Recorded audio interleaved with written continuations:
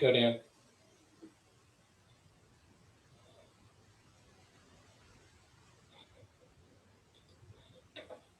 Yep, I confirm we're live, so you can start the meeting, Dan.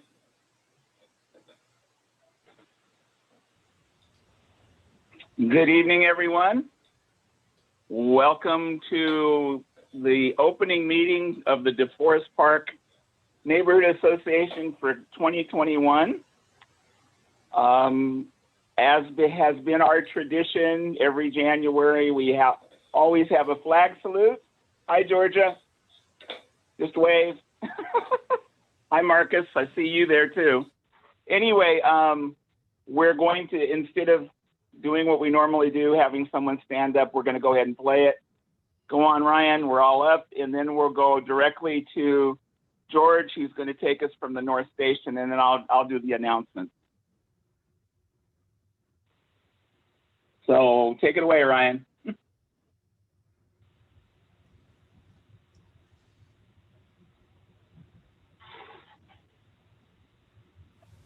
I pledge allegiance to the flag of the United States of America and to the republic for which it stands, one nation, under God, indivisible, with liberty and justice for all.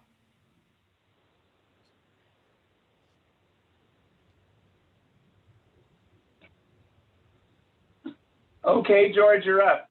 All right, thank you, guys. Hi, my name is Thank George you. Nogueira. Can you hear me? Am I mine? Can you hear me? You're good. All right, good. Awesome. Hey, my name is George Nogueira. I'm a police officer at the City of Long Beach. I've been up north for the last maybe 7 years. In total, I've been here for about 21 years. I'm here to give you the stats for December to the 20th of this month. Honestly, they look great. I think they're great. There's property crime, but nothing compared to what's going around the areas. I probably shouldn't say this, but we had numerous shootings. Thank you, Ryan. We had numerous shootings around the area, but your area seems to be good. Property crime, vehicle thefts are the ones of importance here. If you can see, there's been 7 around the areas of Adara, Hewlett, Poppy, Janice, Smith, and the surrounding areas. That's something that's avoidable in some cases. In some cases, you're not going to avoid this. This is just one of these things that our opportunists take when they see what they want. There's not much I can say as far as be careful. We've, again, had numerous shootings out here in Long Beach. We're recovering a lot of guns. A lot of our debt officers are proactive and are stopping cars with guns. We've recovered, I believe, like 8 or 10 guns within the last 2 weeks. So all I want you guys to do is be careful, be vigilant, and your surroundings, know your surroundings. If you see something, call us. And I don't care if the dispatchers get mad or anything, just call us and let us know what's going on so we can go check it out, because you can avoid maybe a shooting if possible. Other than that, I think we're great. As you can see, the stats there, they're I mean, there's nothing really much of concern that I see, but if you guys have a question and want me to elaborate on some of the incidents here, I could, but everything looks good. Property crime, again, let's close those doors. If we have lights, turn those lights on at night. And deterrence cameras are awesome. If you have surveillance cameras, put them out. I just enhanced mine. I had cameras around my house, but I put the high definition and it's awesome. They're great. Day and night, they look awesome. It deters crime too. So if the guy is looking to get something from your house, he sees up there, looks up there and sees those cameras, they're gone. They'll go somewhere else. Any questions?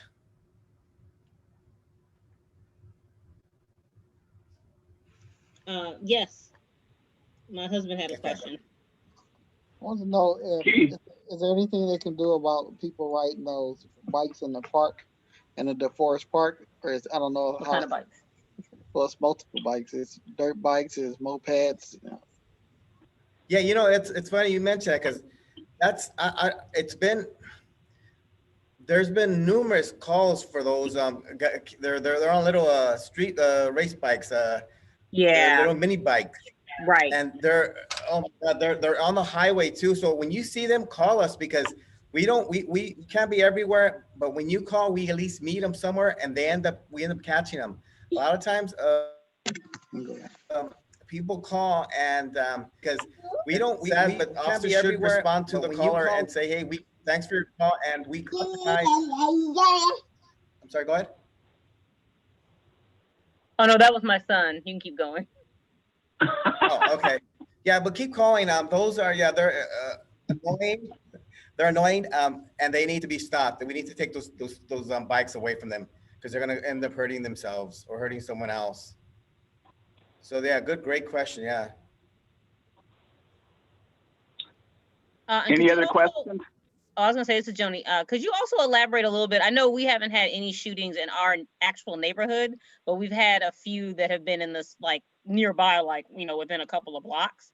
Could you elaborate a little bit on just kind of what the police department is thinking is kind of going on? I mean, I know we're in kind of obviously in a non-standard time with the coronavirus and all of that, but we've heard a lot of questions from the community. So we would like to have enough information to be able to at least give people a little bit understanding of what's going on and what to look out for. Yeah, most of the shootings are on the west side of the riverbed. So you're right. It's on the other side of that riverbed, around your neighborhood. There's been numerous shootings, and they're all, most of them are gang related. It just appears that, I don't know, it just seems like everyone's coming out here and flashing their colors or flashing their signs or whatever it is, and it's causing a big ruckus. So again, if you see a group hanging out, call us so we can maybe deter, maybe stop a shooting. That's the main concern for us, because a lot of these shootings could have been probably prevented if someone would have called us, because they were forming in groups and ended up into a dispute, fight, and the shooting. So, sorry, go I ahead. had somebody ask whether we were having a gang war or not, because there are so many shootings going on. So do you think that since so many people are being released from prisons, that the gang members that were in prison that are now out are creating a lot of havoc, or what? That's you kind of hit it right in the nail. That does not help the cause. When you release all these people from prison, it does make a big difference, and you're seeing the result. That's probably some of the reason why we're having so many shootings. That's great. That's awesome. Officer, can I ask a question? Because I know you're saying like some of this could have prevented because we saw people kind of organizing in groups. Are there specific characteristics? I think a lot of us are also like concerned about unnecessarily calling the police on groups of individuals who may not be doing anything. So yeah, are there characteristics What we can you- look for that would be, would demonstrate that there might be a need? Yeah, it's actually great to detail that. So when you see a group forming, yeah, you don't want to call the police just because there's a group forming. But if you see a group forming and they start playing music and start drinking out there, alcohol plays a big part in all these possible shooting results of the shootings.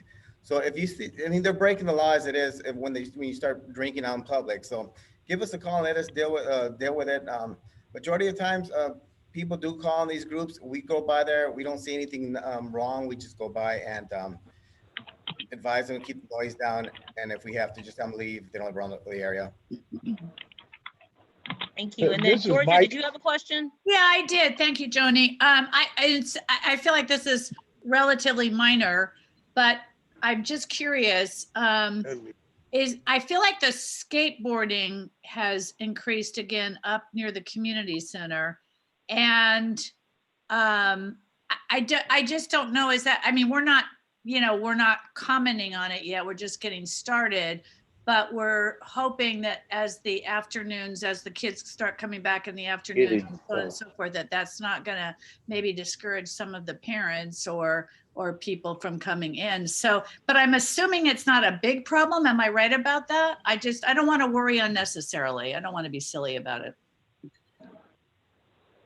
as far as the prom, we haven't received much calls, but again, if it seems to be a problem, because I know you guys live there, we patrol the area, you see it more than frequently than I do. I can have one of the bike units and our beat officers just drive by there and make sure that things are not being destroyed or kids are not Okay. jumping on.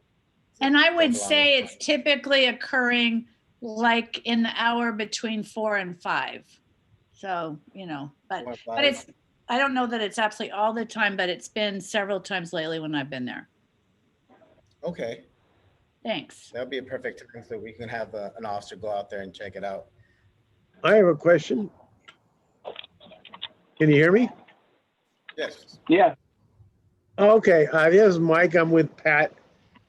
We live right near DeForest Park, like 3 doors away. And I hear those mini bikes all the time. But the question is, yeah, I know that they're illegal on the streets, but do we need to be chasing after them or maybe provide some way of them enjoying their mini bikes? I remember back in the early 70s and late 60s that mini bikes were a big thing. Way back then, those Huskies. I had a friend who built his own from a lawnmower engine and a frame that he bought. So is there a way to channel that rather than go after them? Well, we don't usually chase them. If they take off on us, we just let them go because we're not going to cause any bigger problem than what it is. It's majority of the time people usually stop. Sometimes it's families that are testing out their ATVs and all the other stuff to go on a big trip. We have discretion and we take we use that to change, to make sure that we don't always cite. We advise a lot and we recommend not, other places out in the desert or mountain areas, or there used to be spots out here in Long Beach, but they closed them down. They were actually private property and people used to use them, but they're the owner, I guess, didn't say much about it until the owner got word of it and he stopped the whole thing. So there's really no spots around here in Long Beach on the north side that I know of that we can refer them to or send them to. Well, that's what I was thinking, is rather than go after them, is just give them a place to have their fun. No, And I wonder if that's could be discussed. that would be great if we can find a spot. I don't know where. Be honest with you, I'd prefer to send them out there than even, or give them a flyer or give them directions to a place to go enjoy themselves. Because I totally understand what's going on right now in this time of COVID. Hi, this is Thomas. And I like to also speak on that same subject. I was almost hit twice up on the bike trail there because they're riding in groups and riding real fast going down there. Now, I remember a little while ago, there used to be signs up on the bike trail that showed that there were no motorized vehicles, no unauthorized vehicles up on the bike trail. And now I notice those signs are all down. Is there a reason where they were taken down by the city, or is that it's just opened up for anybody to ride any type of vehicle up? No, it actually, you know what? That's kind of, I believe the riverbed's more controlled by the county. But I can look into it. Because those signs are very important. I haven't actually been down the riverbed, but if they're missing, they're not there. We should probably look into maybe getting those signs back put up. Yeah. That's great.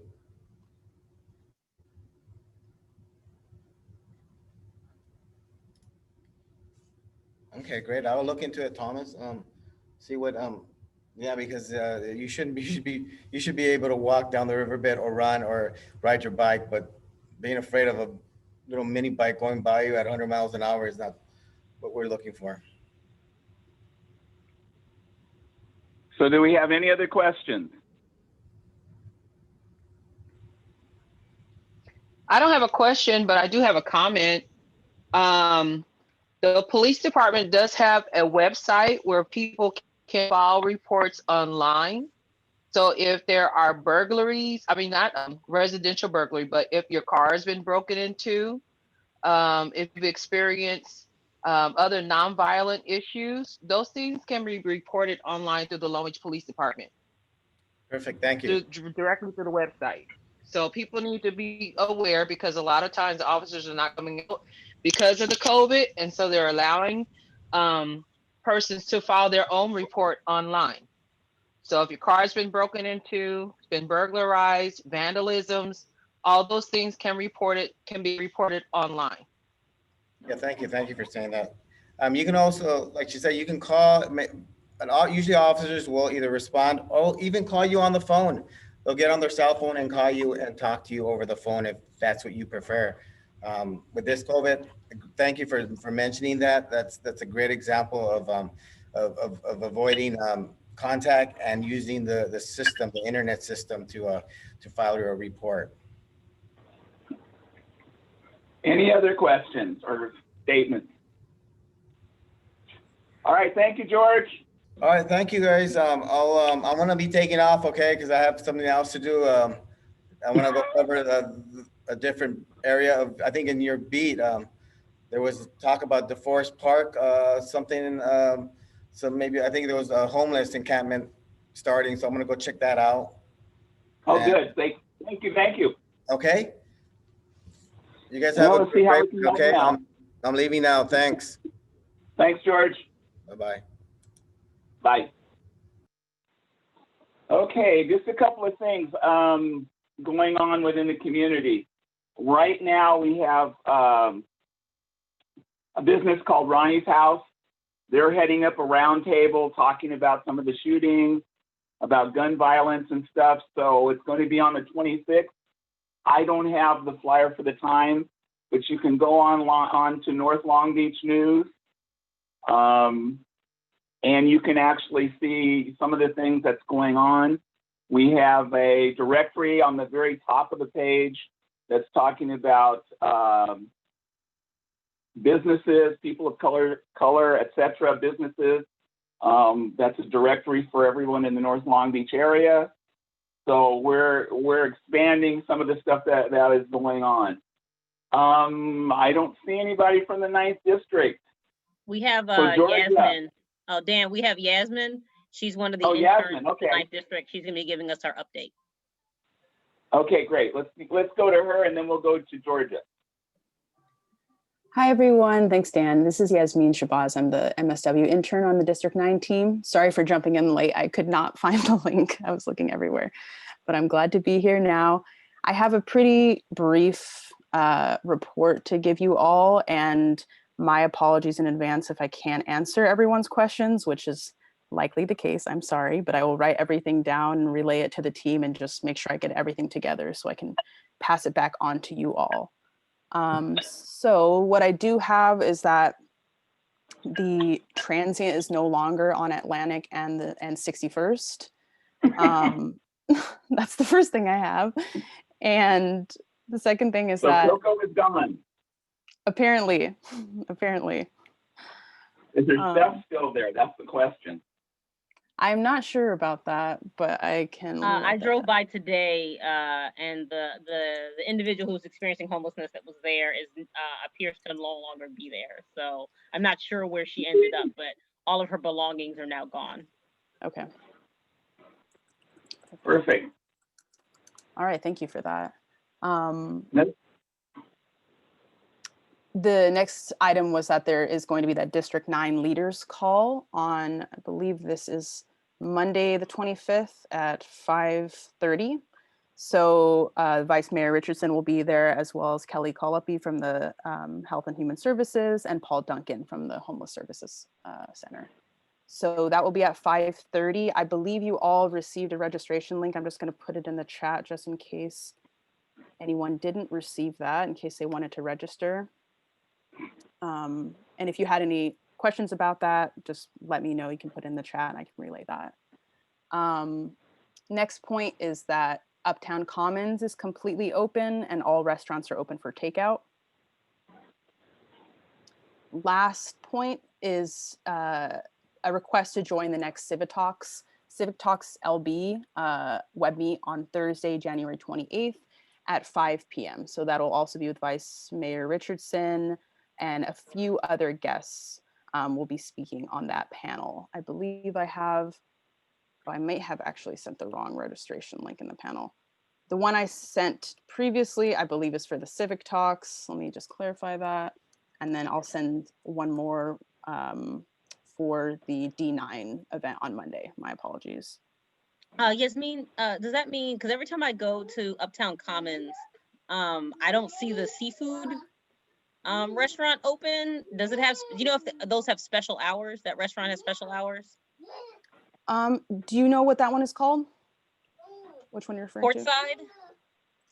Portside? That's a good question. I think I remember seeing that myself. Let me look into that. Special hours.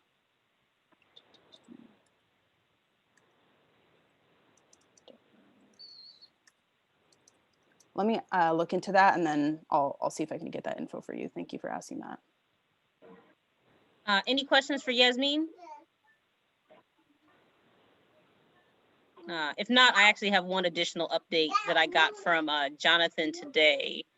So he informed me that he spoke with Shaheen, who is the president and CEO of Lab Holdings, the other evening. And so for those of you who were on our November meeting, we'll mention that he invited the community to give input on the development that's going in on South Street and Atlantic. So we collected all of that, and Jonathan will be sharing that information with him.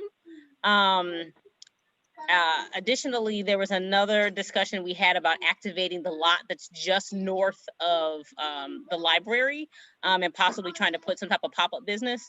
Shaheen expressed that he found it difficult to activate the space at this time due to COVID, but he's trying to organize something for May 2021. Given that the overall city numbers for COVID improve and the restrictions are loosened by then, so we should look for something around that time. Additionally, he's working on creating an online portal to post progress updates on both of those lots as far as the development, as well as to receive feedback on them, and for us as the community to be able to report any activity that's going on in the lots that should be brought to the attention of city staff. Jonathan said that he will have some additional information for us in the coming weeks, and he's going to try to get Shaheen to join us on our next DP&A meeting to give us an update. Thank you for that. And yeah, if anything else comes up, just let me know. You can put it in the chat, and then I'll just relay it to the team. And everything that's come up so far, I'll be sure to get back to you all. Thank you, guys. You have one Okay, more thank question, you. though, from Lily Nunez. Oh, Yasmin, I'm sorry. My husband had one question. Yeah, of course. Oh, Lily. sorry.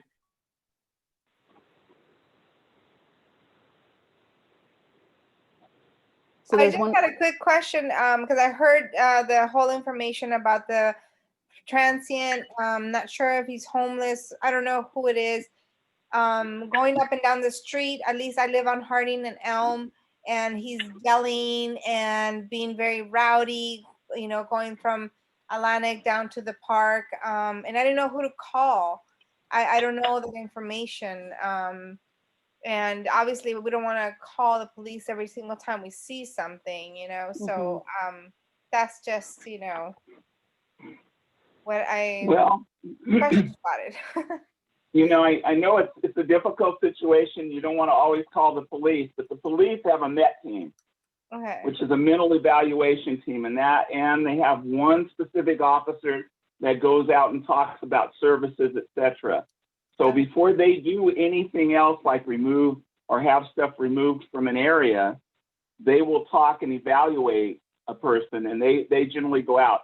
If it needs more help, they will contact the health department. So you have an opportunity, if you dial 562-435-6711, explain what is going on, explain what this person is doing, and tell them that you think that you might need a MET team to come out. They will go that route, and that will be helpful. Okay. Because they have a better access to the boulevard that way. And most of the time, Officer Zuniga, I believe it is, who does the homeless evaluation, he knows most of these people. Okay. There's a few of them I know because I've been out there. Okay. But yeah, that's probably your best bet. They may not get out there right away, but I know the guy that you're talking about with the head and the kind of green and brown. Yeah, so he's, it's not unknown. I'm not sure if they contacted him recently. I know they contacted him about 3 months ago. So, but Okay. he's back again. So they'll be more than happy to help you out. Yeah, and I wasn't sure, like, should we even be calling about that sort of thing and not ignore it or something? I've lived here for 10 years and I've always seen stuff, and I don't know what to do about it, if at all, Well, that's the easiest thing to do. If he happens to be laying down asleep, passed out, you don't know what it is, when you call 435-6711, if they talk to you about having the police or fire, that may be a fire incident. You don't know what kind of shape the guy is going to be in. You don't know if he's unconscious. I mean, there's all those situations. So you might want to call, you might want to say, I need fire, and explain it. They will come right out and check it out. So either way, you have an opportunity there. Surprisingly, You're welcome. Surprisingly, he's been on a bike for the last 2 days. Oh, really? Oh, yeah. I see him every day, especially in the morning when I'm out doing my walk. And now I saw him on a bike for the last 2 days. I was really blown away. I'm thinking, okay, he must be feeling pretty bad, but feeling good now. He's on a bike. Yeah. We all see the same thing in different ways. So don't feel that you're alone. The other thing too is you can leave a message for the 9th district. They will get back to you in about 48 hours anyway, and you can tell them exactly what you're concerned with. They will follow back up with you. So you have that opportunity too. So anything else? So Georgia's still here, isn't she? I don't see her name. So we were going to get an update from them. Dan, she is here. All right, She needs let's to unmute. roll her up. Okie doke. Yeah, have her on. Hi, Georgia. Hi, Dan. Wow, it's been an eventful number of months. I talked to you guys in November a little bit. We have completed the repairs. I think some of you probably saw, we've been vandalized in the last month or so. And the windows the new windows that had just been put in were broken out. So we just got those replaced Wednesday, actually. And so anyway, and we delayed a little bit on that because we were trying to have it in as good a shape as we could have it in for the reopening day. And so at any rate, we're fine. And it wasn't a terrible thing, but it was annoying to lose the 3 windows right away. So anyway, so we're working on that. We have a new director who's a longtime employee of Campfire. Her name is Stephanie Blazer. And I think you guys are going to like her. She'll probably be able to start coming to these meetings. She's really eager to be involved in the community. She's a little bit, am I allowed to say this, a little bit older than our 2 prior directors, and a little bit more established and a little bit more ready to go out and meet people and do stuff. So we're very excited about having her on board. And so that's fun. And so we have started back up. We're also kind of tentative about some of what we'll be doing because there's port work and RMC work that's still going to be taking place in the park over the next few months after the vision plan was adopted, and then and that kind of thing. So the after school program is back. We are running it under COVID kinds of restrictions. And so we're just being as cautious as we have been with our other programs at the other site. And we work under, a lot of our work is done under the American Camp Association accreditation that we have. And they given us fabulous guidance on how to keep our staff, our campers, everybody as safe as we can be during all of this crazy time. So we've done that and continue to have success with that in every way. So we're real happy about that. So my reason for saying that is that the numbers are limited in terms of the number of kids we can actually have in the center, and we're not worried that we're going to outgrow that too fast, because I think it's going to take a while to start it back up again. But just so you know that we're probably limited to about 12 kids inside that room because of COVID. So, and the reason I was asking earlier about the patio is that if we have more kids than that, we can begin to extend our activity and trade places indoors and out and use that patio. Would like, as long as it's still standard time, to be able to be in that patio where the lighting is so good and activities can still be held. So anyway, that's what we're up to. And so I wanted to let you know that, and I apologize that Stephanie wasn't here tonight, but she will be coming in the future, and that is entirely on me. So at any rate, she has been talking with another of our staff who's kind of more directly supervising her, and she's eager to get over here and to start meeting with other folks that are involved in the community and can help her do the work we want to do. So that's what we're up to, and happy to answer any questions that any of you may have.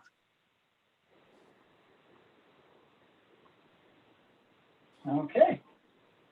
Thank you. Thank you, Georgia. Okay, I guess we need to have Joni contact Yankee, and He's already we'll move right on. on along. Dan, he's already on. They'll just show you. That's what happens when you have an old computer that you feed it nuts to the squirrel. Hey guys, Yankee here. How are you doing? Fine, thanks. Nice to Welcome. meet you. Thanks for joining us, Yankee. Thank you very much. Thank you for having me. I Oh, there you are. apologize. Just running through different meetings here. Glad to join you. Well, we're glad to have you. So the floor is yours. Thank you. All right. So let me, can I share my screen here? Is that possible? Sure. Yep, I think you can. Let's check it out.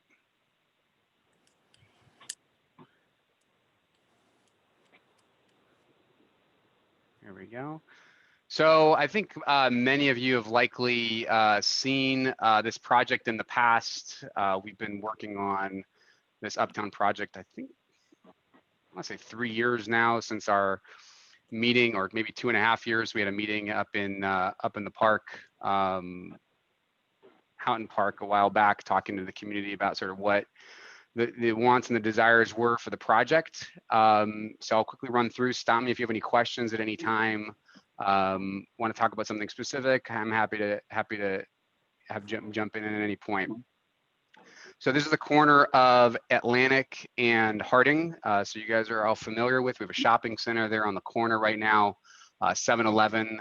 So as you're looking at the plan, for those of you who may be a little unfamiliar with looking at plans, this unit right here is where 7-Eleven is right now. You can see my mouse here. And the shopping center currently kind of takes this elbow shape and incorporates this whole area. And this, where this building is currently a parking lot for the 7-Eleven and the old Waba Grill unit here. So our proposal, what we're working on, is to knock out about, I think it's about 3,000 square feet, give or take, of the existing center and expanding it into the large lot over there by between Harding and 61st Street. Kind of pushing the development forward, adding a lot of parking in the back, adding the pad building here between these two buildings, and a really large building here, which actually will incorporate a gym.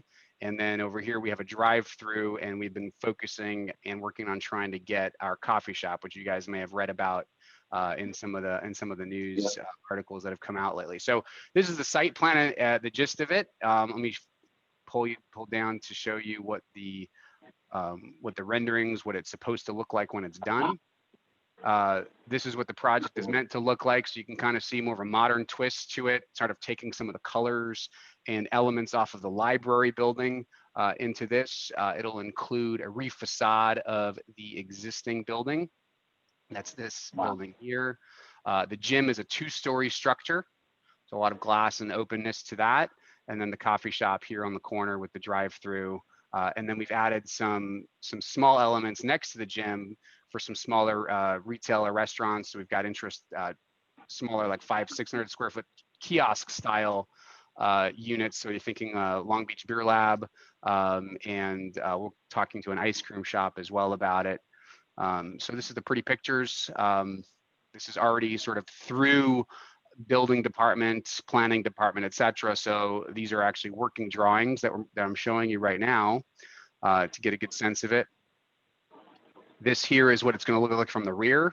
So again, so our existing building here and here, the new building, the back of the new building where the gym is going to go, sort of this nice courtyard area between the two buildings that leads up to Atlantic. Back here is Linden, and the new building over here on Atlantic as well. Some more pictures, trying to incorporate some outdoor seating spaces. And this time, obviously during COVID, this makes it especially important. But tons of outdoor seating spaces, new improved bus stop here on the corner. I mean, that's pretty much it in terms of what it's going to look like. In terms of where it's at, how it's progressing. It's in the building department, back and forth with comments from the city. We've got, I think, another call next week with planning to work out some additional issues, but it's moving. As I expressed in our most recent article, we definitely tapped the brakes a little bit on the project in the sense that we aren't moving forward full steam ahead right now. We're sort of moving a little bit more slowly, all because of that gym. The gym is Blink Fitness, so they're a national gym. They don't offer classrooms. It's not a classroom style gym, so it's a discount. I think they do like $10 or $15 membership or something like that. Our concern about developing a project like this for a gym that in times like these where we don't know if the gym's going to be able to open or when they're going to be able to open. So we're sort of slowing down a little bit, moving it along, getting to a place where we can be shovel ready and getting ready to go. So as soon as sort of the restrictions are lifted and gyms can open back for business, and we know that the business still exists, then we can sort of break ground and get this thing wrapped up. I would say once we break ground, you're probably looking about 8 months, give or take, for construction. So that's kind of the gist of it. I think Sorry, Yankee, this is Joni. You said 6 months? 8 months, I believe. Can you just hold on a minute? Hold on. I'm babysitting through FaceTime with my kids right now, and my wife has to run out of the house. So sorry about that. That's That's all okay. right. I just had We're used to it. go ahead. Oh, Yankee, I just had a question. So it's 8 months for the development, and then is it going to be in phases? Because I know obviously there's a portion that's going to be new construction, and then another portion that's going to be kind of like a partial demolition. Can you talk a little bit about that? Yeah, so we've actually been talking to planning about that in terms of how that phasing is going to work. It's still definitely up for a lot of discussion about exactly what that's going to look like. In all likelihood, first phase is going to end up being the demolition and refacade of the existing building, and then building out sort of the new section here, and then coming back and building this building last. That's sort of our thinking about where this is going to go in terms of how to phase it. But a lot of that's going to come down to talking to the contractors, talking to the tenants, talking to planning about all that.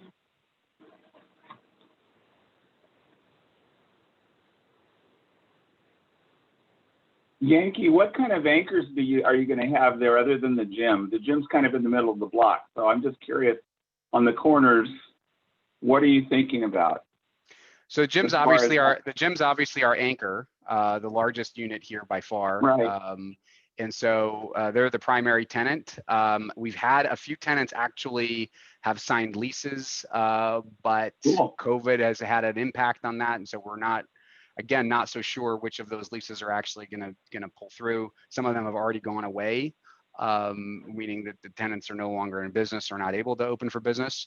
Our primary focus has been over the last while, and I think in our meeting over in Houghton Park, and I think you were there, Dan, when we had Tierra Mia Coffee, which is a Long Beach-based coffee chain, focusing on this unit here.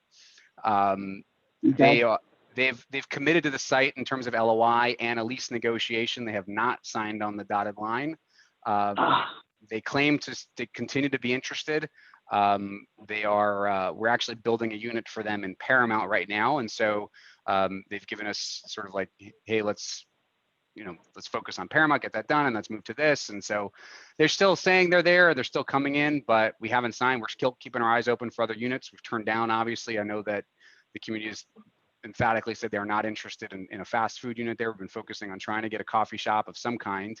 And that's been our primary focus. So from our leasing effort, right now, that's our primary target, to get that drive-through Cool. lease to a good tenant for you guys. Yeah, that's an excellent spot. That is really a good spot for that. Good flow. That is great. And as you can see, I mean, I don't think the drawings do it really justice, but you can kind of get a sense for Yeah. a lot of big open patio space sort of in the front through these corridors. I mean, it's really what this is about. Just trying, I mean, and again, designed pre-COVID, but ultimately, obviously works really well in post-COVID times as well. Hoping that helps us attract more tenants that are obviously more careful about these things now. Perfect. This really looks great. We had a question from one of our community members that asked about if there was ways kind of post COVID-19 we could activate the lot until you're able to start construction. From my perspective, it's fine. We actually have lots all over Southern California that people use for various things. I mean, we're happy to do that as long as the city is okay with it, and depends on, I guess, what it is. We've had things like farmers markets. We've had, carnivals, car sales. I mean, whatever you need, I think is fine. I know we've got a lot up on 52nd. That we've been talking to the community, or we were talking to the community about trying to put a community garden in there. It's fine with us as long as it gets kept clean, and we're happy to help. And it doesn't cost us anything to let you guys use it for. I don't know what you could use it for. I know that they used it for. I think the Veterans Parade used it recently, and yeah, that's not a problem for us. Hey, Yankee, since this is Lori Angel, you had brought up 52nd Street. What's going on with that right now? There's a container that's got graffiti all over it. I don't know what's going on with that in the sense of why there's a container with graffiti on it. I believe it's being leased to a tenant that uses it on weekends. I think that they have a food use. I'm not entirely certain. We haven't yet put plans to develop it. If it's got graffiti on it, I'll take a note of that and obviously try to get that down right away. And I think that's important always. If I guess it's out of the bid, isn't it? But unfortunately, we don't get our eyes on these lots every day. But I will make a note. And if any time in the future anybody sees anything of mine that's got graffiti or doesn't look right, I can give you my email address, and you guys are welcome to email me, and I'll forward it along to the appropriate parties to get take that down. I appreciate it. Thank you so much. I was going to call code enforcement. They know how to get a hold of us too. I mean, it makes sense. That's what I would do. So I won't be insulted if that's what I get it. I can't have eyes every day on everything, and this happens. And so in some properties more than others, obviously, and we try to, as soon as we know about it, we take care of it.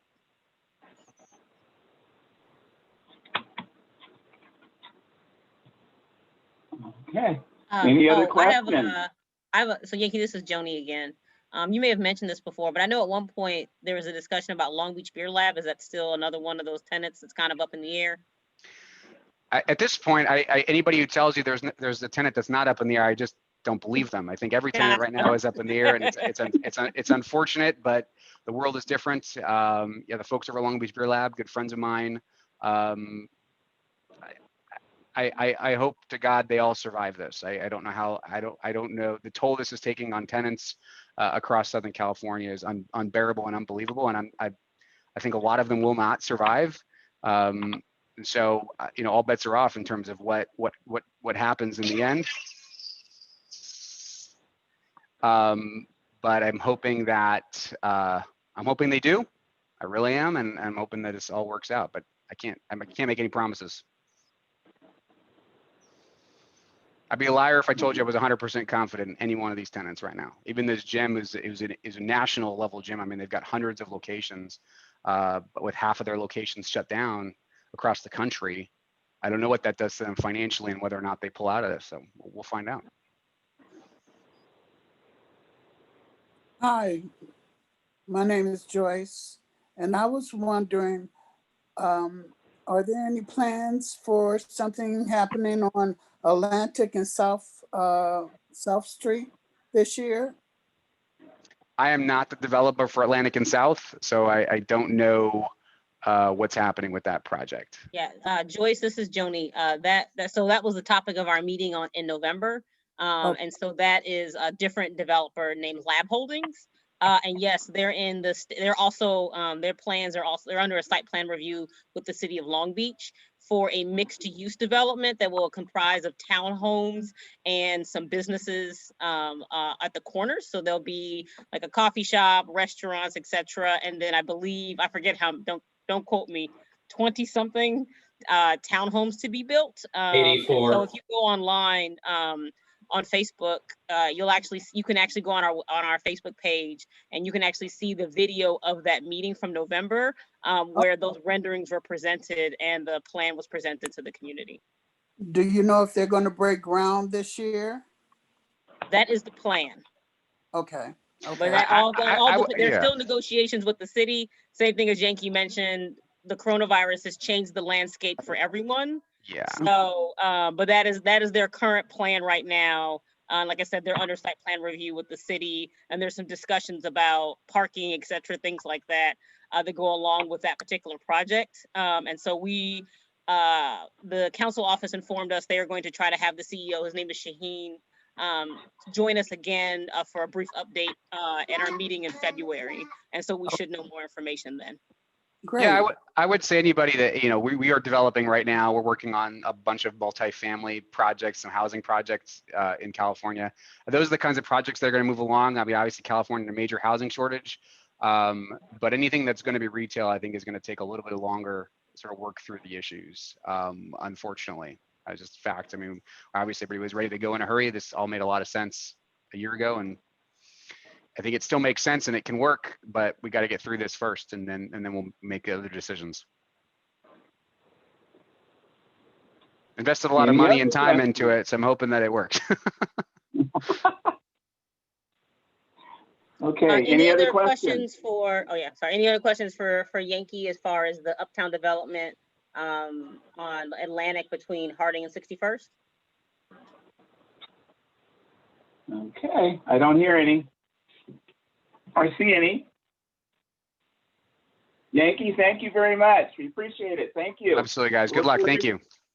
We look forward to your updates. All right. Well, as soon as I have something, I'll let you guys know. Okay, before thank you you. go, Yankee, can you post sure. your email address in the chat for everyone? We had a couple people requesting it. Yeah, is it right here?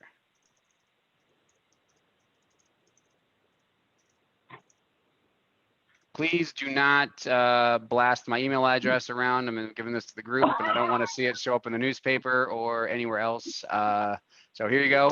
And again, I can't give them your cell phone number.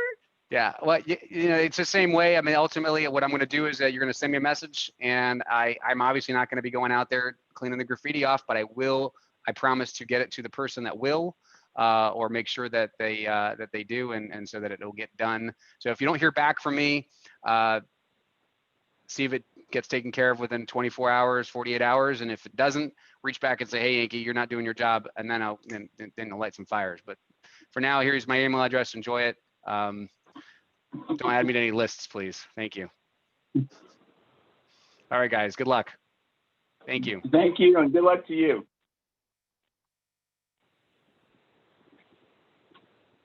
Okay. Did anybody actually get his email? Well, I have his general. It's info@westland.com, but that's just the general. So we'll have to work on getting it.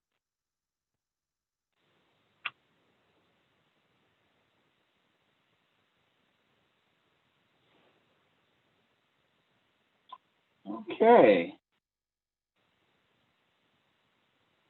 Looks like we have a whole lot extra. So just to give you an update on next month's meeting, it looks like we're going to have some updates on the lab. We will also be having Doug Halbert will be speaking. That's our city attorney. And I have one other person, but I can't think of who it is, unfortunately. It's losing my mind here. Nanette Barragan. Oh, Nanette, the 44th congressional member for our area. And she'll be talking about some of the things she's doing, the new administration a little bit, and some of the things that she's going to be asking us for our area. So it's an opportunity to put some things together and talk to her, see what, how she can help us, and we can move forward from there. The other thing too is, if you notice, if you guys haven't been to North Long Beach News, on the very top, we have a new directory. It's for Black-owned Long Beach. You can take a look at some of it's not just for people of color, it's for everybody to utilize. Please feel free to do that. And one other thing we're working on is next week, I believe it is 26th, we will be having a roundtable talking about the shootings and the gun violence that's going on right now. So as things progress, you'll see some of that posted on the Community Action Group. You'll see some of it posted on North Long Beach News and several other places. Tell your friends. We'd like to get as many people's ideas that we can get, and as many things as we can get out to the community, and how we can join as a team to get this area looked at and policed a little bit better. I mean, I know we're shorthanded, but this is an opportunity for us to team up. So any other questions? Do you have anybody from police that's going to be at the meeting? We're not sure yet. We're trying to get a couple of lieutenants, maybe a deputy chief. So we may be talking. I was working on that with Marlene, and I guess we don't have a police chief right now in North. So they're kind of in between, Yeah, we have a young lady that's a commander right now that's filling in. But I talked to God, I can't think of his last name. His first name is Mike. I've known him for years. He was up here. He was a lieutenant for, he was the lieutenant for Rudy. He was a lieutenant for Billy Quatch. He became a temporary commander up here, and now he's a deputy chief. So I've got I don't have his email in front of me, but I will be communicating with him. We're going to try and get them together with our group so we can talk. I was trying to get something with like a town hall with the 8th and 9th district and include the captain, but if they're the commander, but I was going to wait until we actually have a new commander. Well, but that's cool. I mean, that's cool. Lori, we can see what we can do. That might be a second meeting. We don't know who we're going to get up here yet. Okay. Don't know yet. All right. Is there any other questions? Anything else for the good of the cause? I'm curious, this is Joyce again. I'm curious about all those empty buildings going down Atlantic from South Street going north to Market Street. Is anything going on or going to happen with that? Tear them down? The ones that are from South Street going up more towards 52nd, towards Market, actually, yes. A lot of those are also lab holding. And just like you heard Yankee talking about this, they're trying to make it a cohesive deal from as far south over there, going north all the way up to past the Obama Library. So that's going to be a 2-block area that'll be like a main street. So they're working on both ends. We'll know a little bit more in our next meeting in February, and we can ask that. So I'm inviting you to come back and get your questions together, because you'll have direct contact with the builder. Okay. So that's kind of the best I can do. Oh, okay. Oh, Well, I how was gonna about, actually gonna say, Tasha, would you mind chiming in on that question as executive director for the bid? You might have some information on that. Yeah. Hello there. Good evening, everyone. Yeah, a lot of those buildings, what we've been doing is encouraging Lab Holdings to put artwork. You've seen some artwork go up on the east side of the street. So the plan is to just do something to show that work is being done. Though it doesn't look like it, they're doing a lot of gutting and fixing the structures from the inside. And they are too in the planning department and in the planning phases. The Red Door building is currently being negotiated right now, as this is right there, actually physically on South Street. Physically on South Street, right off of Atlantic by the auto zone that kind of shares a parking lot with the Michelle Obama.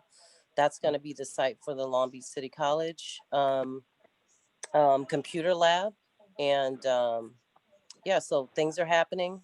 We should get some updates. I actually just got, and Joni, I can send it to you if you want to share it with them, but I just got their new lookbook, like the latest plans for what that project is going to look like. I just got that last week.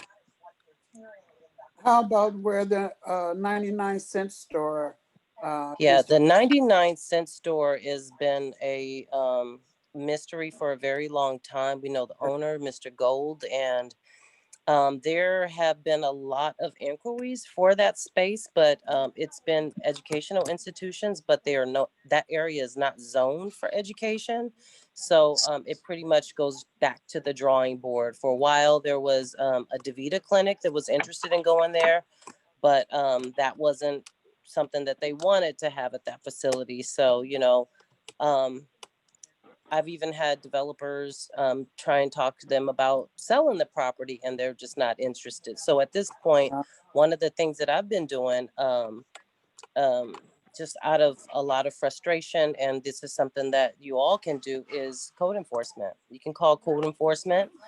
They do get billed for that. It's an eyesore. It still has the panels up. We put a mural up. We had this Arts Council for Long Beach come and put a free mural up, and a day later they painted over it. Yeah,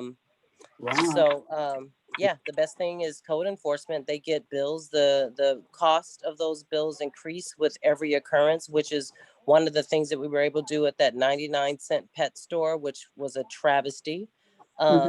Code enforcement, and before you know it, the landlord raised the rent to $8,000 a month, and the tenants were forced to leave. So, yeah, that right there is something. And I've sat down with, that's in Council District 8. So we sat down with the councilman and the owner of that property, with the council office, encouraging them to do something with it, and they had the full support. But a lot of these folks are just using these properties as a tax write-off, and then realistically speaking, a lot of these developers and these property owners are waiting for Lab to make movement. And they've said this very quickly, like when they see the changes take place with Lab, that will encourage them and motivate them to get their stuff done. I wish it wasn't the reality, but that's just, straight from their mouths to my ears and to you all. Tasha, Thank you very much. Tasha, I do have a question. You're welcome. Can the 99-cent store owner do something like the Expo Art Center, create a space for local artists to show off their work and somehow monetize, so they can have a little income coming in, but use the space for an exhibition of some sort? Right. While And it's that's vacant? I mean, just something. And I would think it would be a 1 + 1 = 3 situation to benefit the community, benefit the local artists, benefit the owner. Somehow there's a way they can monetize that. And promote the arts. right. Being a strong advocate that works in the arts as well. This is something we've spoken to him about, as well as the owner of the former Renner Center, John Nextremer. And one of the things we've asked for pop-up, and they said it's more challenging to do pop-ups and short-term leases than it is to do long-term leases. But, really trying to just get them to get things in. maybe with a little additional community pressure, and the want, maybe come up with some ideas similar to the list that I heard that you came up with for lab, what you're interested in. And I know that that's an 8th district, but it is all part of the Uptown community. If there are some recommendations and suggestions for what you would like to see that as, that might be something I would like to, not might, that is something I would love to be able to package and send through the council office. It's going to take a collective voice at this point. As far as the Rent-A-Center, there was going to be a directly across the street from that 99-cent store. I think the address is 5990. There was going to be a Sherwin-Williams. They were in the process of signing a lease, and COVID hit and they pulled out. So back to the drawing board for that. But that's a very engaged property owner. Will allow us to use that parking lot for different things. That is a possibility to program outside in that parking lot, but not physically inside the building. But as far as getting tenants in, everything, everyone's waiting for the lab. These owners would be interested in talking to a group like this, just to find out what we might be interested in. I know that somebody expressed to me a while ago that it would be very helpful to have some kind of emergency clinic up here. Yeah, you know what? I could definitely invite, Joni knows him as well, John, the owner of that property. That would be something. I'm in constant communication and I lunch with him. He likes to know what's going on up here. He owns a lot of property, owns that Rite Aid that is no longer in existence on the corner of Long Beach Boulevard and I believe Willow, right across from the train. So he owns a bunch of property. He's a stakeholder in the community, lives in the community. And I'm sure he would come and talk, and he's very interested. He would like that invitation.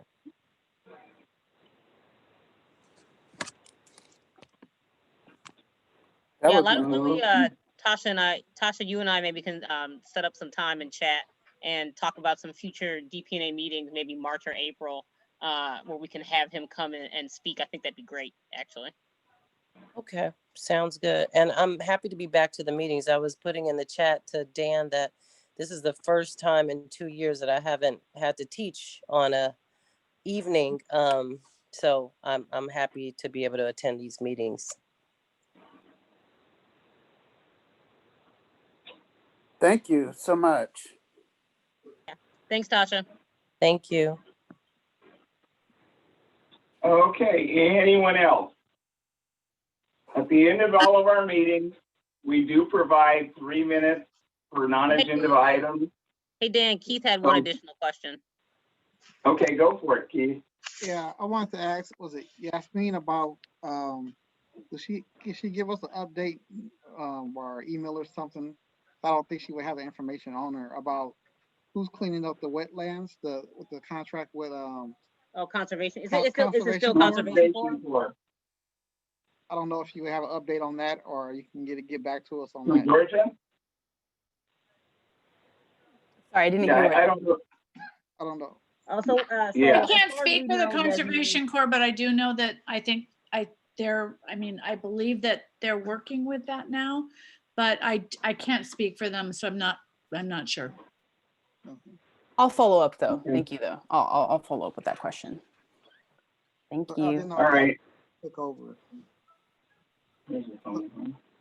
I think I think last time we spoke, we were talking about them taking over that portion of the, but we don't know exactly when that transition happened. Yes. Well, I know the contract has been signed, so what they're doing, I haven't been over there in quite a while, so I don't know what they've been doing, and I know that Mike and them have been over there, so walking the wetlands and cleaning from our, that have come to our meetings. So they've been over there off and on, but they're not required to do that. And I know Corazon has been there because I've seen her, and there's not a whole lot of other things going on. I mean, there's a few people walking through there but some of the other people from outside or around there do trash it. So it's an opportunity to be going back through there and start picking things up and getting a little more activity. And anything that we've been working on as far as signage and lighting, I haven't heard anything. It's all been silent. Mm-hmm. So. I met with Rex. We had a Zoom meeting with Renee Lawler concerning signage because there was the issue of equestrian and safety. Right. And but he wanted to put it on hold for a while until the election was over and people were in place. So it's probably about time that we got together on the signage again. Yep, I think you're right. Thanks, Lori. Mm-hmm. I have a comment about the wetlands part of it. I know I'm actually in Hamilton, but I go to the DeForest wetlands quite a bit and walk over there. And I just can't even imagine people dumping so much trash in the water. I'm wondering if there's a drainage issue situation over there, because the ducks were wading through the trash and it was just so horrible. I mean, but there isn't really a lot of trash on the pathways or anything. So again, I think it's coming from down I think the some river. of that happened with Renette. Some of that happened with the rainstorm we got a couple of weeks ago. So when I went there like a day or two later, and a ton of that had flushed down into the wetlands, and I reported it like on the Go Long Beach app and I've been reported on Go Long Beach app and to the District 9 staff saying like somebody needs to go out there and actually like clean it out, because a lot of the runoff had gone into the wetlands. It's really incredible how come that a lot of that trash is somehow filtered into that wetland area.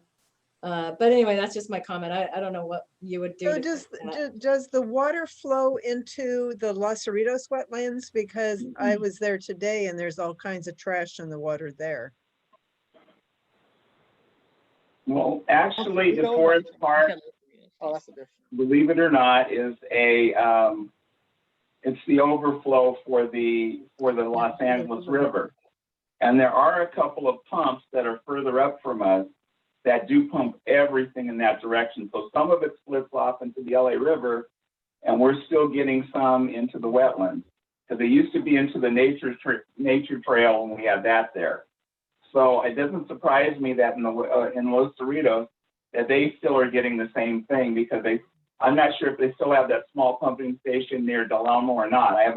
I haven't been up that way to see it anymore. So I mean, I've been up to Del Amo. There is, and they had a barrier there as well, but it kind of, I don't know where the trash is coming from, because it's all just kind of piled up in one area there. I have walked the wetlands from the Forest Park all the way to Del Amo. And when you get behind the apartments, after you go under Long Beach Bridge, there is, by the big pumping station, there's like that cement barrier into the pumping station.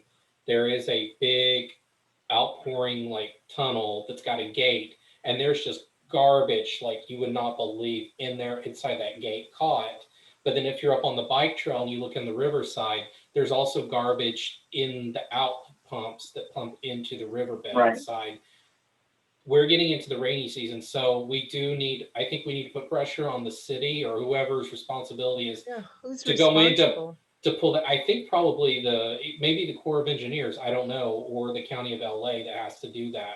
But maybe with pressure from the city or, on the Board of Supervisors or even the Board of Supervisors to clean it out, or maybe there's a environmental group or someone that's responsible for that, because it's just I saw a grill, like who puts a barbecue grill in one of those pump holes? I don't know. And even when the dry season comes this summer, the wetlands, when it got down to just the muck, it was full of trash. That would have been the perfect time to clean it out when there was no water. And we know we're getting into rainy season now through April. So we really should have done this, a few months ago, but that's hindsight.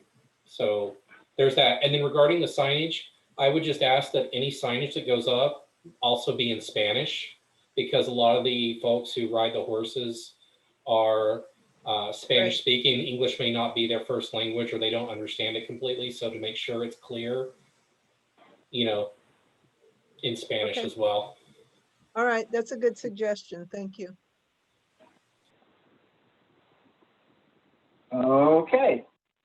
Any other comments, questions? I will just have a entertain- comment. Wait. Ryan, I think what I'll do is contact the water department. They may know who has responsibility for the water flowing in that area.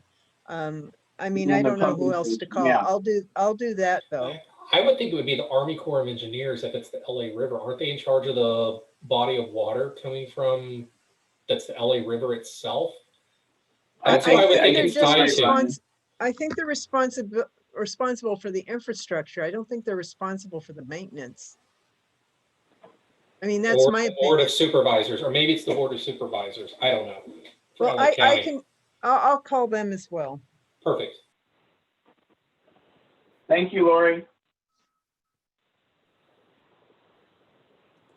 Hey, everybody. All right. Oh, hey, Dan, just want to let you know, it's Matt here. Had a couple conflicts today, so sorry I'm running a little bit late.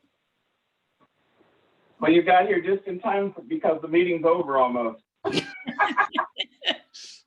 Yeah, Great timing, Matt. I love your timing. Oh, man. So any other questions? We have the 9th District Chief of Staff. If you've got anything you'd like to ask him, he may be someone we would want to talk to about the pumping stations and the collection of trash that is flowing down through DeForest in some areas and over into the 8th District and getting caught in some of the grill work and catch basin down there. Is there anything you can do to help us, Matt? So just to clarify, Dan, is that stuff being just tossed in the lake in the park, or where's it coming No, downstream? it's not tossed in the park. It's right through the wetlands. It runs right through it used to be the nature trail, now it's the wetlands. Gotcha. And it runs down from the cities upstream, and it's kind of always been a problem, but now it's worse. Okay. And we're getting into the rainy season, as Ryan brought up, and we need to get this thing taken care of, and we're trying to figure out if it's the Board of Supervisors or the Corps of Engineer or who to get that thing taken care of and cleaned out so we don't have a big mess further down, especially downtown. It's the pumping station between Del Amo and Long Beach, the big pumping station on the LA River, that cleaning out the outlets that go into the river. And then before you get to the pumping station, there's like a big spillway or whatever that comes in, I guess where all the storm drainage empties, but there's a bunch of like shopping carts and large debris. I don't know if homeless are going into the tunnel to camp because the gate is not completely closed. You can actually go into there. I mean, I think it's like a 10-foot hole or something like that. I'm wondering if a lot of the debris can be from the last huge rainfall we had, because that was a lot of rain. Yeah, no, that was a lot of rain. But it's a mess, so nobody's been down there to clean it up. This was a mess in July. Oh. So if it's not been touched since then, it's probably got more because it's just going to start building up like a dam. Well, it doesn't seem like the area gets regular maintenance. They're trimming the plants in the center islands on the Los Cerritos, but I don't know who's responsible for cleaning up the trash. I think that's an occasional. I think it's an occasional Conservation Corps thing, if I'm not mistaken. Ask Rex. Yeah. Hey, Rex. So Matt, Occasional, How's it right? going, everybody? We're fine. Well, We're looking for who cleans up the wetlands. Yeah, wetlands is in bad shape. I was over there walking with the girls about 2 weeks ago. Man, the pond water was evaporated. It looked a little better after the rain, but the pond was evaporated, and those ducks look so sad, with not a lot of water to play in. So yeah, I put in some calls after that. There's the city has its maintenance, but the larger maintenance will likely happen when Conservation Corps gets up and going. So they're expanding their contract, what they have. So who would take care of that? Because it's in Los Cerritos too. What was that? It's in the Los Cerritos wetlands too. So who would be, I mean, you can take care of the 9th district. It's like, I don't know who does the 8th district anymore. Oh, no, you can't just get away with that. He's the vice mayor now. Well, yeah, so you have, Look, you're the umbrella guy, so You know, listen. help us out, I'm an- Rex. I'm an organizer at heart. And so my answer for you will be this. When we open this wetlands, you all said you were going to start a Friends of the Forest Wetlands group. I was going to partner that with was you to them. do it. So where is the Friends of the Forest Wetlands group? You have a wetlands, you need a Friends of group. Once you get your Friends of group, we can do more. I need help. So where are we? Touche, Rex, but I'll tell you, that group, and then we did have a group. We did it for well over a year, and we stopped because the Corps of Engineers was signing a contract and taking it over. You want us to reactivate that? He's talking about Conservation Corps, Rex. Oh, I'm sorry. Conservation Corps was technically there from the beginning, but they're growing their commitment. They're growing their contract, and they're going to put that environmental stewardship. We're gonna wait on them. We backed off because we still have people. We've got 2 or 3 people that still go through there and pick up the wetlands. The wetlands itself was okay. We're talking about the pumping stations and the catch basins along the other side that are just a mess. Specifically, the pump station between Del Amo and Long Beach Boulevard, the big one.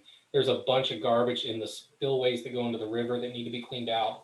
And then the spillway that comes into before the pump, before that concrete area that's walled up, there's a bunch of like shopping carts and everything caught up in the Yeah, I haven't seen. I don't go. It's that far bad. down.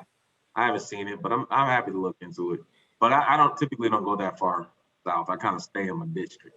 You know what I'm saying? But yeah, no, we'll look. We know into it. you're from the 9th. I think I've seen you in the 8th before. I don't know. Oh, but you know, Rex, just so you know, we're ready to meet on the signs again. We were talking about it tonight. The horse signs. Yeah. Okay. Wayfinding. Make sure they're bilingual. So sounds like there needs to be a broader meeting about the forest wetlands in general. What it sounds like? Yes. Okay, that sounds right. So why don't we do this? Why don't we get, why don't we invite the 8th district, the 9th district, Parks and Recreation, and Conservation Corps together, and we have a community meeting. How about that? Fantastic. Sounds good. All right. Very good. That'll be the plan. So team, let's make sure we get an email out, you know, top of the week, inviting all the parties to discuss a meeting, a community meeting to talk about the future of the wetlands and the maintenance and all of that. All right. So we'll take the lead on pulling that together. Thanks, Okay. Rex. Hey, sure. Thank you. Did So you how was see your the meeting? email? Did you see the email regarding safety issues in North Long Beach with all the shootings and maybe set up some kind of a meeting with police? I sent it What email? to, what's her name? Erica. That doesn't come. The round table, Rex. Yeah, a town round hall of table. some kind, because we've had so many shootings and there's a lot of safety issues. So I don't know the email you're talking about, but what I can tell you is I'm pretty engaged with the police department and talking about, the investigations and what's happening. And I'm just not ready to, I like to roll out. If we're going to engage, I like to deliver, something substantive. And, what it seemed like, I remember, unfortunately, occasionally we've gone through these times where there's a rash of violence. And sometimes there's a narrative of, hey, this was connected to this, or there was a gang situation here, or whatever. These aren't the same. They're not all connected to a scenario of Black and brown violence, a Cambodian tension that's happening, and each is being investigated directly. And so I wanted something more tangible, but very soon, I'd say very soon we'll figure out the path forward. And another part is, like, the investigations are all happening, but we just did our rotation. I don't know if you guys know that. We just went through our rotation of our North Commander. So right. And that rotation, we'll have the new commander come in very soon. Well, it has already started, but we'll have a meeting with the new commander very soon. But that was taken into consideration making sure we have the right people for the community when we talk. So, so what I can tell you is there is no indication that this is some growing, escalating, organized criminal situation that's happening. It seems like there have been a lot of individual violent events that have taken place. Not okay, but very different from when there's like some big gang wars brewing. And having, you know, been engaged in the community for over 10 years now, I know the difference between the two. And it's yeah, I'll just say I know the difference between the two. This is something different. Okay, thanks. Yeah. So what I'll do is, so I'll be in touch. Dan, about, you know, what we plan to do. I've heard about a roundtable. You know, we'll see what that looks like. I mean, I'm not. Okay. A lot of the rhetoric, I'd say, hasn't been helpful about, you know, slamming North Long Beach and it's this and it's that. That's never helpful. It doesn't help reduce crime. It doesn't help us keep understanding about what's happening. I mean, you want to intervene in crime, you do just that. You intervene. You arrest somebody. You find out what's happening. You change it up. You separate the parties, right? That's intervention. But, you know, a lot of times, and I'll just say it goes back to, and people probably remember when we talked a lot about the community empowerment model, right? The community empowerment model is when you empower the local neighbor to engage on issues, the local neighborhood association, the local leaders. Why? Because it's their interest to get to the solution the fastest, because they're the ones most impacted. When you have nonprofits, external partners engage, a lot of times there may be other interests. Interest may be to build more infrastructure or to seek more funding or whatever it is. And that, sure, that's a good thing to have, but I always sort of rely on community empowerment. I'd rather take lead from community members, because their interests are selfish, and that's a good thing for the community. You want to see it stop. You want to see it stop, and you want to get back to normal, and you want to make sure that your interest in your neighborhood is safe and you feel proud to live there. And that's why, before I commit to the roundtables and all that, I want to hear what you guys, I want to talk with you guys directly. What else is going on? So how was your presentation on the Westland project? It was very good. Yankee answered 99% of all the questions. He gave us an email to contact him if we're having a problem with anything. Mm-hmm. And he says he will continue to give us updates. So I think that's pretty much the best we can do with what we've got going on with COVID. The biggest takeaway that I got from that between UpLab or Lab Holdings and Westland. This Westland project is Westland is all retail space, whereas Shaheen's project has got residential property. So it's going to be fast tracked with residential because we're in a housing shortage crisis. Well, they both can be fast tracked. When you say fast track, you mean city? It's more, well, not just that, but actual construction and project, because retail is also hard hit, and so is restaurants and people, and it's harder for them. Are they still going to be in business? Is it vital to sign a lease? Whereas a homeowner, you're going to need a home regardless. So the housing project with the townhomes makes more sense to be. Right. I feel like we're going to see South and Atlantic started before we see Harding Plaza worked on. That's the vibe I get. Yeah. I would say the labs project, they're a little more motivated to move quicker. And you're right, those conditions. I mean, housing, you build it, you fill it. There's no interest, no problem in the market. They do have retail and governmental institution as well. So the City College site is going to go into their project. So that's, that's not retail, right? And then on Yankees project, it's, again, you're right, it's entirely retail. So it doesn't affect, let's say, like Yankees self-financing. It's not like there's a big finance issue. He can build it, but he doesn't want to build it unless it's empty, because of the retail doesn't know what the future is. The good news is I'm being cautiously optimistic, but vaccines are rolling. We're starting to see that we're over the initial, the significant spike You know, we still, there's gonna be some level of a tapering off. It will take a little bit of time, but that's all a very good sign, because as more people catch it and as more people are vaccinated, the potential for a second large spike is not there. It's not going to be as significant as it was before, and that gives you a little bit more certainty, particularly on, you know, outdoor dining and gyms and, you know, things like that. So we should see a little bit more stability. And that's my hope. So you'll probably start hearing the business community talking more loudly about reopening in the next few weeks, and what does that look like. So yeah, we're in a place where it should be, from this point on, the rest of the year should be all positive, productive things. You know, all positive.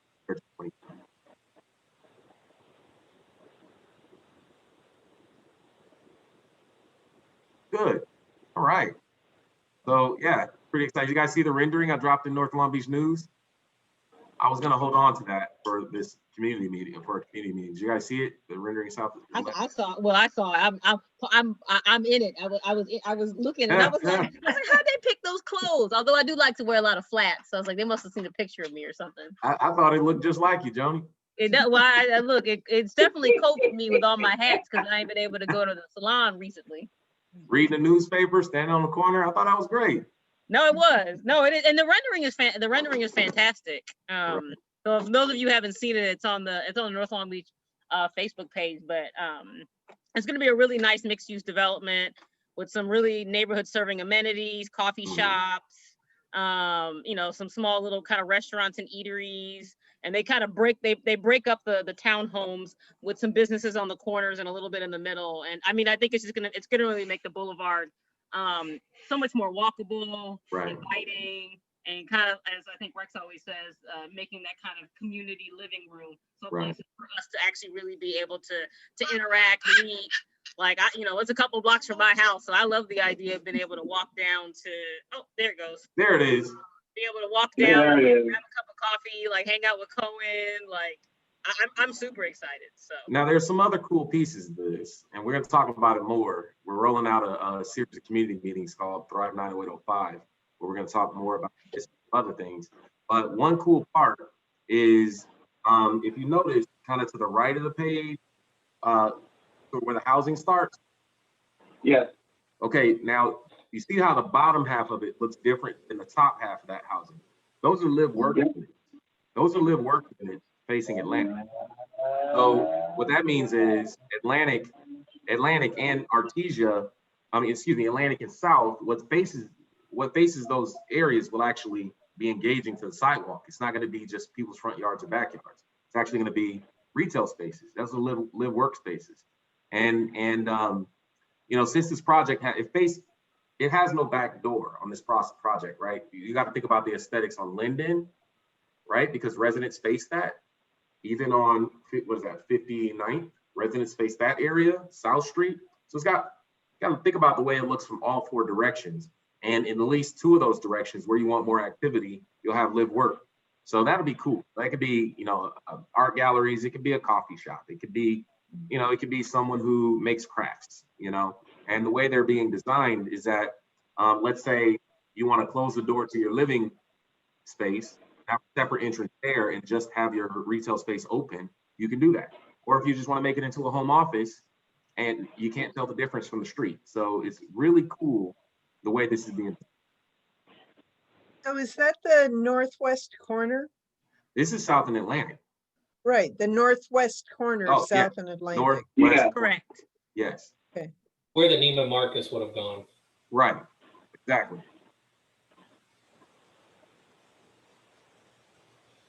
Good.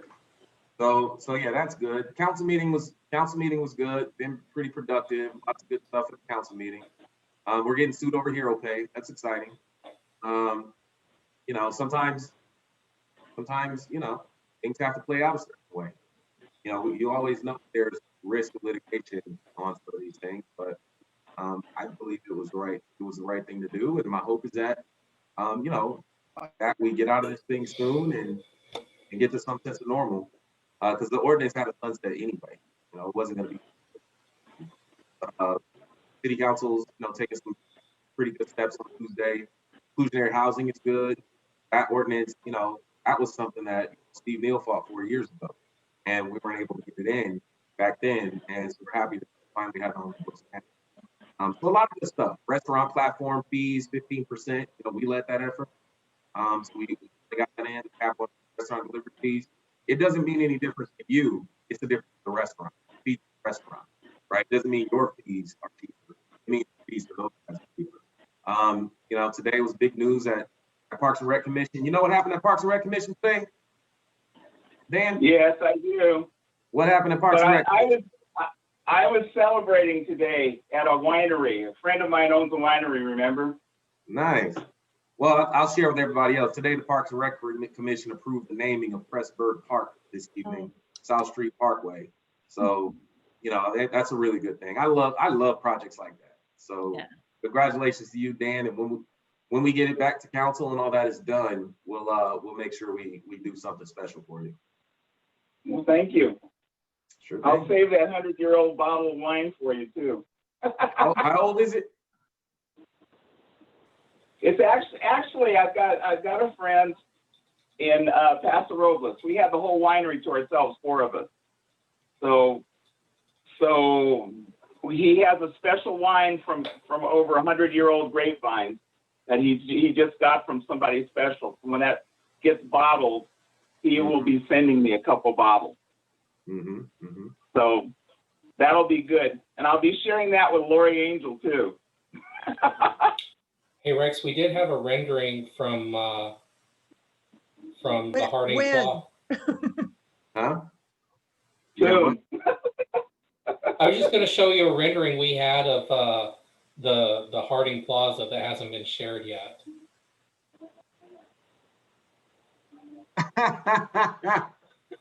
Good one. Good one. Good one. I mean, speaking of that, let's talk a little bit about what next steps looks like now that, you know, we got the White House is turned over. Here's what that means to us in Long Beach. So you have, you know, Democrat control in the Senate and the House.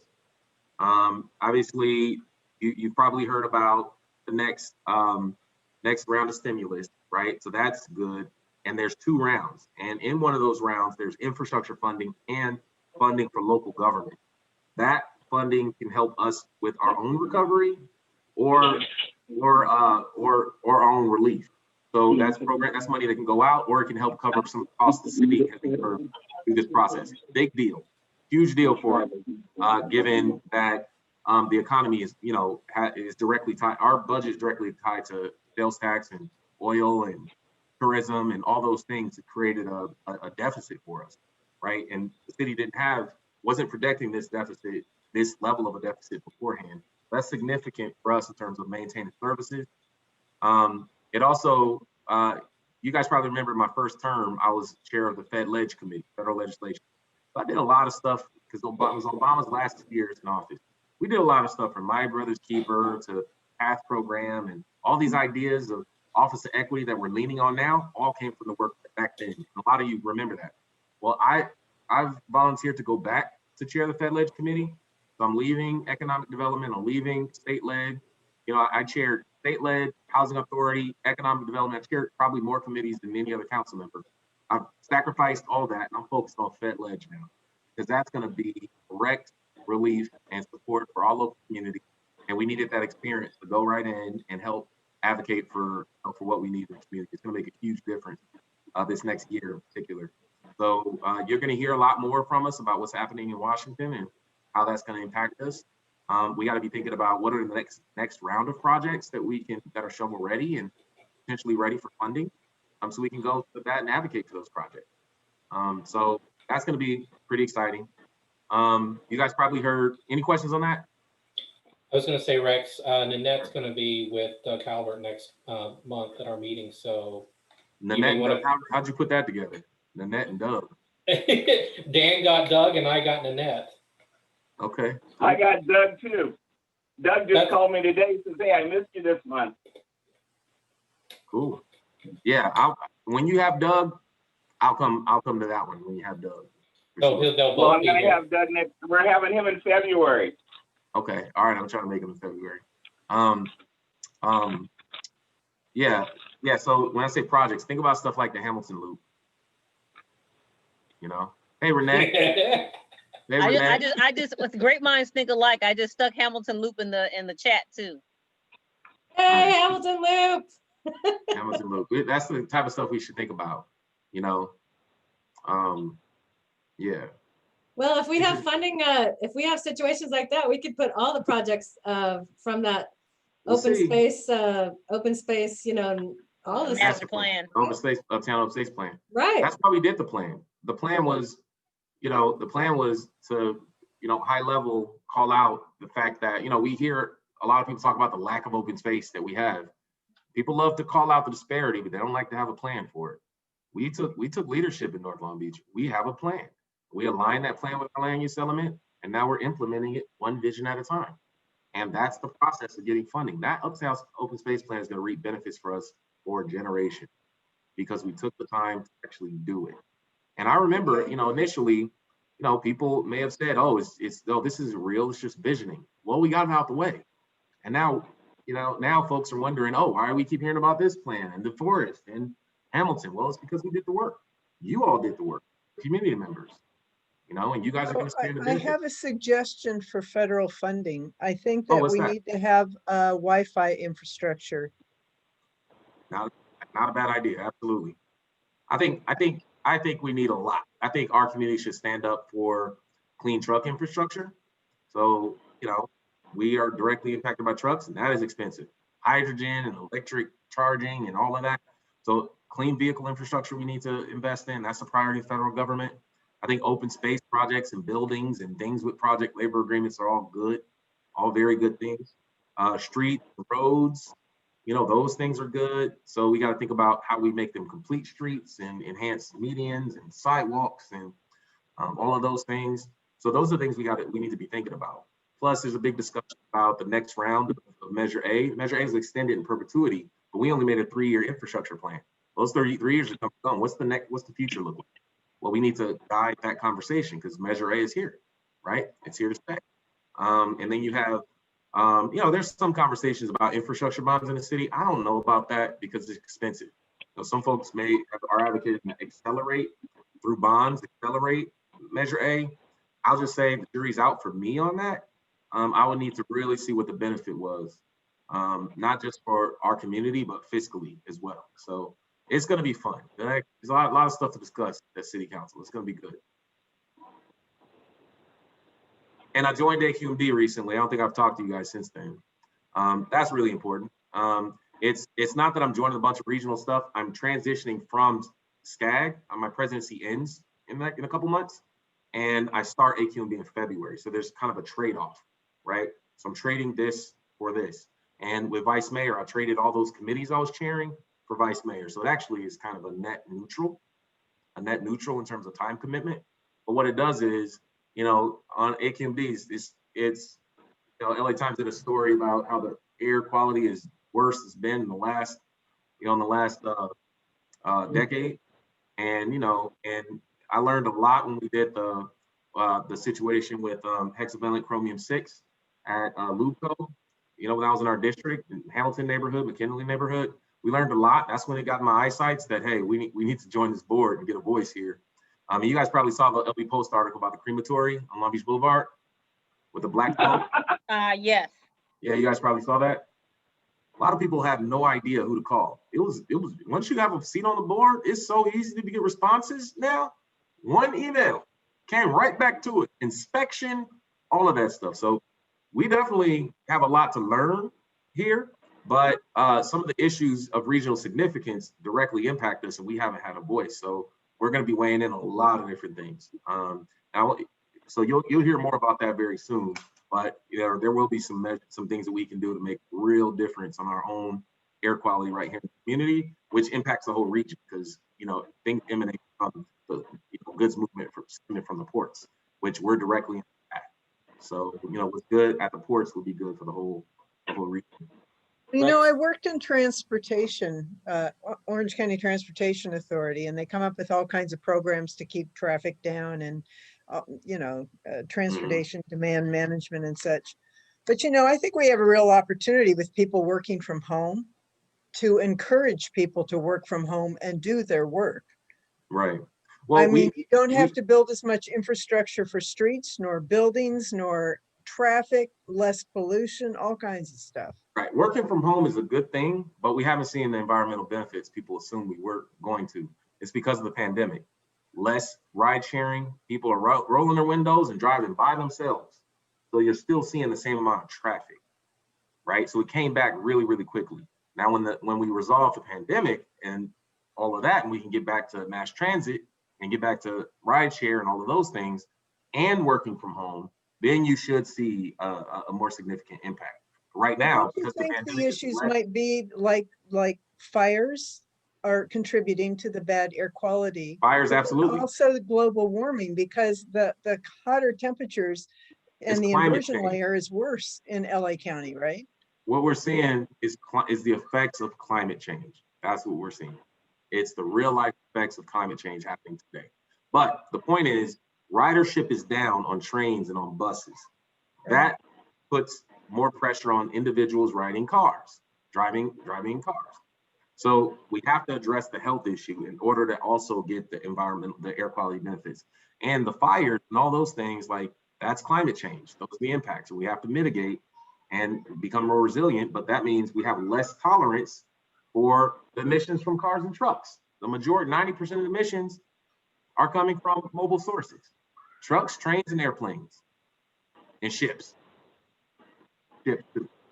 So The ones lots that of are great, sitting lots in of the conversation. harbor, the ones that are sitting in the harbor. It's all connected, the circle of life. Isn't there a backlog on the harbor? Because I had to travel for New Year's and I flew for the first time. And when I was landing, as you come in the normal landing path, I counted about 30 or 40 barges sitting out there waiting just to get into the port. I'm assuming it's because there's shortage on longshoremen because of COVID. And When today? no, this was like January 1st. Yeah, I couldn't tell you, but you know, there's been articles highlighting on COVID on the workforce. You know, I think that we should have a testing and a vaccination site in the port for the longshore workers. So I'm having conversations and advocating for that. It hasn't been very public because the whole conversation around the vaccination process, is very sensitive. So, but I think something like, if you see ships are, in the ports, all that, that's going to create worse issues on our communities, like air quality issues and all of that. So we just have to think about, how our system is clogged up by this virus, and our system unclogged as quickly as possible. Why don't they just hire some temp workers to get through the crunch time? People need jobs. Even so, those people still be vulnerable to the virus. Yeah, but they don't have it now. So let's just get the virus to as many people as possible, huh? They're expendable. Let's go ahead and do it now. Hey, Darlene. One way of dealing with the pandemic. I would not recommend that as an epidemiologist, but that is one way. Hey. Right. Okay. Well, it's always fun to check in with you all. Haven't seen you in a long time. My goal for 2021, it's not that difficult. It's simple. I want to be able to have my holiday party again, and have my holiday party again this December, right? If we can just, like, the year has gone well, if we get to that point, we can have our holiday party again. How's that sound, Dan? That sounds wonderful. This is the first time in 23 years we missed one. And I won't be pregnant, so I can have me a drink. So, How do you know? Yeah. Hey now there, Lori. LA Times. Look now, Times I'm just, gonna have a conversation with you offline about that comment. LA Times just did a good article about Long Beach's COVID-19 process. The headline is City of Long Beach this week expanded distribution of COVID-19 vaccines to food workers, the first group of essential workers in LA County outside the healthcare industry to be offered critical shots. It's a big deal. Long Beach, I'll tell you, our health department is single-handedly saving the reputation of individual health departments across the state. More cities, before we were arguing just to have a public health department. In the budget, we would have to justify that every year. Why do we have this? We will never have to justify this again, Lord willing. We will never have to justify it again. And I get inquiries from so many other cities in my role as SCAC president about what it would take for them to create their own public health agency. So Long Beach Health Department is standing up right now. So I'm so happy about our health department. Us public health folk get to be rock stars right now. I'm gonna give me a t-shirt and a hat. Yeah, and even our city manager, Tom, started his job as city manager during the pandemic. He's never, he's never even seen us in a council meeting since he started as a city manager. It's called trial by fire. Trial by fire. And there are supply issues though we should be aware of with the vaccination. Like we've been vaccinating 1,500 people a day, something like that. Big number, right? Big number. But there's also supply. If we can't continue the supply, because we don't control that part. So if we don't have the supply, that creates a lot. That creates. You guys are limited just to Moderna. If you had the Pfizer in addition to Moderna, then it would really help. Well, the issue with Pfizer. Pfizer requires to be kept at a super cold temperature. Like -93, yeah. Yeah, and that requires a whole different set of infrastructure. So it's not as efficient for mass deployment as Moderna. For our city, we need mass deployment. We're a big city, we need mass deployment. If we get Pfizer and we have the infrastructure to support it, then we'll put out Pfizer. That's simple. But Johnson & Johnson should be coming online, which doesn't require a one-shot. and that's the one dose. And the Johnson & Johnson's a one shot, which is even One better. shot. Yeah. Right. See, that's why we have epidemiologists and in the neighborhood. It's good to just get the questions answered. You guys didn't need me here. You guys have all the answers to begin with. But yeah, no, make sure you're encouraging people to sign up, VaxLB, right? Sign up just so you know and you're notified when it's your turn. That's So I really do have a important. question. My Sure. spouse is a teacher for LUSD, but we reside in Long Beach. Yeah. LUSD and UTLA have not sent out anything about vaccinations. Right. Well, But Long Beach is saying, try to get your doctor or your work site to do it. But UTLA and LAUSD have not sent out anything about the vaccine, which So the LAUSD didn't. way it works, you check with your employer first, and then you check with the city if your turn has come up based on your category, right? So if you're a food service worker, check with your employer first. If your employer doesn't, have the answer for you, then you go get in line for the city. Do you need proof of that? Like, do you need an email from an administrator or someone like that saying we don't have anything, or just? I don't want, because you're streaming on Facebook Live, I don't want to give you the wrong answer. So let Okay, me fair let me answer. check- That's let a me fair check on that. answer. That's a fair Because answer. I've heard of people making it up, getting in line and making up their story and stuff like that. So let me get back to you on that, Ryan. No, fair answer. Fair answer. Sure. Yeah, good stuff. A lot of good stuff. So again, this year it's gonna be positive, but then again, I'm a serial optimist. I'm a serial optimist. I'm trying to get my girls to be the same way. Optimistic. Control. Worry about the things that are within your control. Outside of your control, just learn to cope. And do what you can. All right. Well, thanks a lot, everyone. It's good to see you.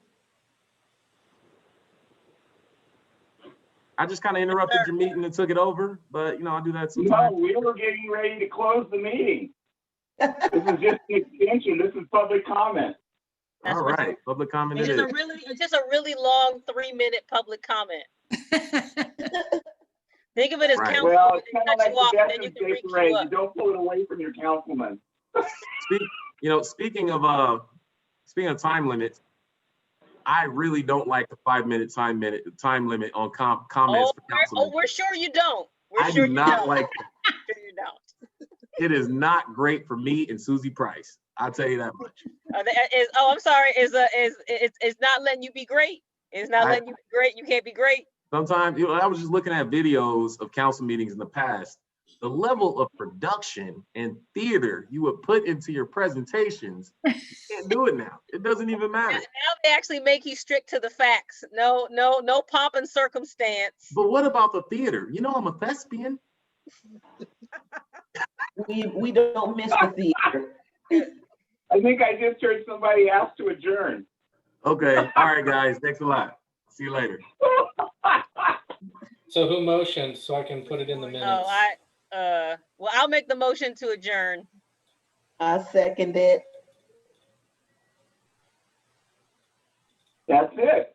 All We are right. Thank you, finished. everybody, for joining. This was great. Yeah, that was good Well, seeing yeah, everybody. You know, it's always for a little